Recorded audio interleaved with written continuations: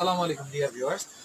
আপনাদের যাদের যাদের বাসায় রাইস কুকার আছে, তো রাইস কুকারের একটা কমন সমস্যা হচ্ছে যে রাইস কুকারের বাতি জ্বলে না, একটা বাতিও জ্বলে না। এটা খুবই কমন একটা সমস্যা। এটা কেন হয় সেটা আজকে আপনাদেরকে দেখাচ্ছি। খুব সিম্পল, আপনি বাসাতেই এটা করতে পারবেন। তাহলে আপনার সর্বনিম্ন 50টা টাকা হলেও বেঁচে যাবে। তো আসুন আমরা দেখে নিই আসলে কি সমস্যার জন্য এমনটা হয়। এখানে একটা ছোট্ট ফিউজ থাকে 10 এম্পিয়ারের বা 15 এম্পিয়ারের অথবা 20 এম্পিয়ারের হাইস্ট। তো এই ফিউজটা যদি কেটে যায় তাহলে হয় কি, এই লাইনটা আপনার ডিসকানেক্ট হয়ে যায়। তখন আপনার একটা বাতিও আর জ্বলে না।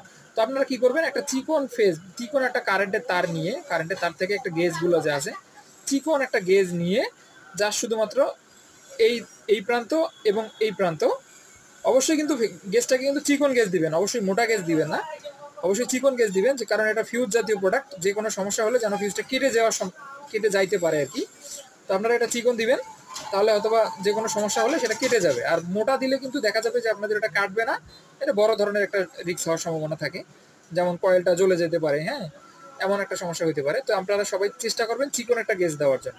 তো এইভাবে যখন গেজটা দেওয়া হয়ে যাবে তখন আবার এই কাভারটা পরাই দিবেন সুন্দর করে,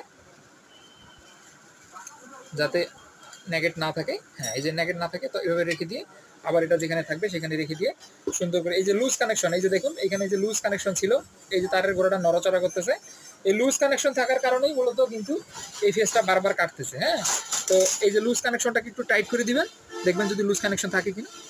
এই লুজ কানেকশনটা আর থাকবে না, ইনশাল্লাহ আশা করা যায় আপনার রাইস কুকারে ইনশাল্লাহ আর কোনো সমস্যা হবে না। ঠিক আছে, তো আসুন আমরা এটা চেক করে নিই।